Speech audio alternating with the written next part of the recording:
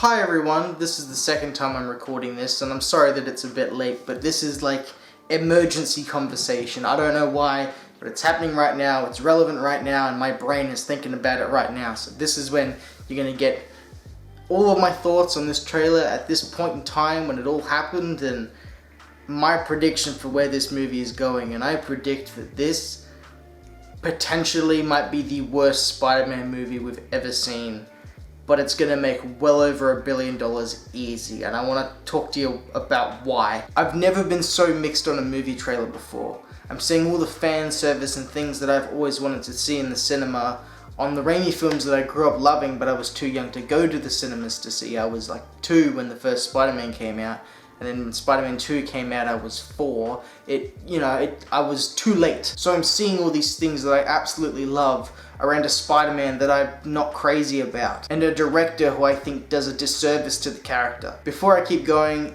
if you really love Tom Holland's Spider-Man and this trailer really excites you, that is absolutely fantastic. I wish I could be in on what you're feeling, but I just can't. I feel like the character is mostly backwards. What excited me most about this trailer was the fact that it looks like Peter is going to be facing consequences, finally, for things that he does, and that spilling a multiverse out of control might result in the Sinister Six kicking the shit out of him. There's definitely some positives. Obviously, the fan service stuff gets you excited.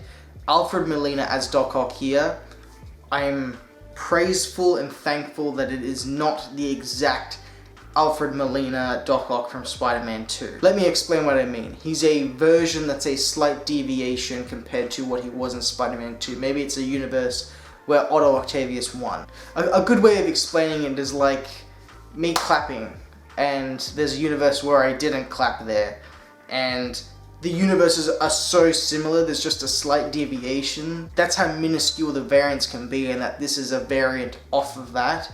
So it's not going to damage the integrity of Spider-Man 2, that Otto still died in his own timeline. Maybe this is one where Otto survived. Maybe this is one where Willem Dafoe's Green Goblin survived after the first Spider-Man film.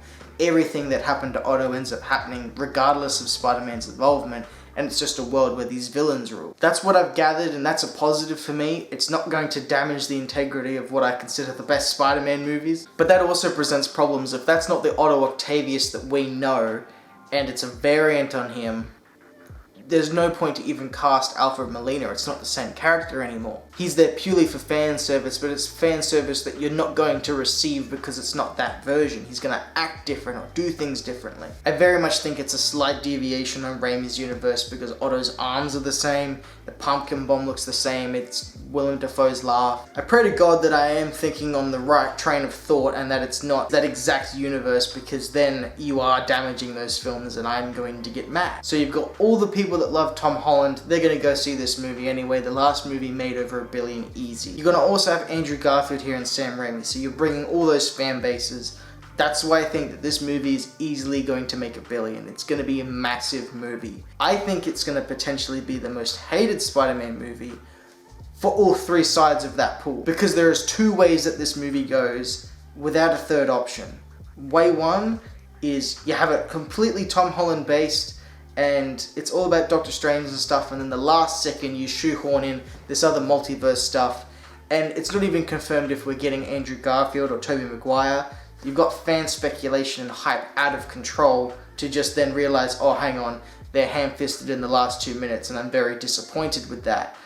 Or you go the other way, and that's you have Tom Holland and he's there doing his movie in the first act and a half, the multiverse stuff spills out of control. Then you've got Andrew, you've got Toby, maybe Emma Stone, Kirsten Dunst, you've got Willem Dafoe, Alfred Molina. All of a sudden, if it becomes that, they're overpowering Tom Holland and Doctor Strange, they're out of the way. I mean, they're there, but then the core of the film, the basis that all of this is built on, is just crumbled to pieces underneath, because we're there more interested in these other Spider-Man than the one we should be caring about to begin with. So if you don't have enough fan service, you're gonna piss off people. If you have too much fan service, you're going to ruin the movie.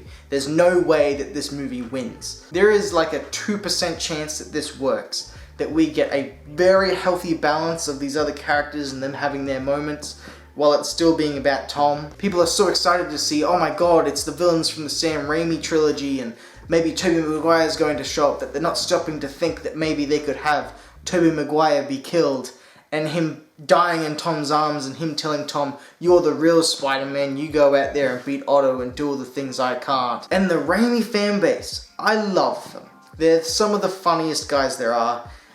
I'm part of it, but I'm not to the point of toxicity. The way that they would react to seeing something like that easily could make this the most hated Spider-Man film for them. There's so much going on with this film and the hype and speculation and everything we're seeing. It's going out of control. I mean, people trying to see this trailer in the leaked version, it was like the second coming of Christ. They were more excited about this than their own child being born. There is so much more hype here and just ridiculous expectations that this will be the second coming of Christ. I can see so many people so disappointed. Getting this right is going to be near impossible, and if Marvel can pull it off, I mean, you've got nothing but my respect and like props. That's amazing. But I highly doubt it. This is me predicting 4 or 5 months before it comes out that this is going to be a disaster. It goes one way or the other. There is just no way that this can work. There's even worries that all this stuff with Tom and his identity crisis is just going to get overpowered by what they want to do with the multiverse and blowing all that stuff up. There's also going to be Jamie Foxx as Electro, at least with the Yellow Lightning. Probably it's going to be him, but he'll be written well. That's why he's going to be so different. But if he's going to be such a different variant, are we really going to get Andrew Garfield's Spider-Man? Is this Tobey Maguire Spider-Man going to look like Tobey Maguire, wear Tobey Maguire's suit, but speak with the husk like a puppet, that it's being written by John Watts and it's not Sam Raimi? I wish I could be here to tell you I'm really excited, but I'm really worried.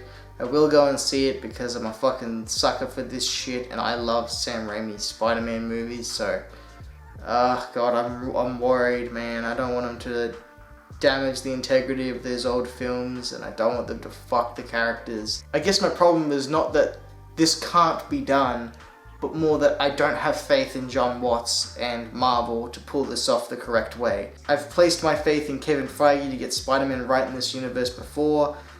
It doesn't work for me. He's too perfect. I have a review for Spider-Man Homecoming up, and I'll review this when it comes out, but I'm just worried, guys. I'm really worried. Going back and messing with a beloved franchise, and I mean, I'm even a fan of the Garfield films to an extent. It's just asking for problems. There's no way that this movie is going to hit everyone's expectations. So everyone please calm down and don't just pass me off as a Raimi fanboy. This is just a regular fan concerned that Spider-Man is in a lot of jeopardy. If anything, I'm a spectacular Spider-Man fanboy. That's where my heart lies. Anyway, guys, that's my brief thoughts. I could probably go on and on and on. It's on my brain. Every minute that passes by, I'm thinking of something else, and this is just initial thoughts. Didn't do a trailer reaction because I was watching the leaked one like everyone else before the actual trailer dropped, so that's my thoughts anyway. If my opinion is not something you entirely hate, consider subscribing. I will review the movie, that'll come soon. If you think maybe this backwards Australian guy is onto something and that this movie might not be perfect, consider liking the video, maybe spread my message a little further. If you've made it all the way through to the end of the video and you have not left an angry Spider-Man comment, you're my hero, and I'll see you guys next time. Bye, guys.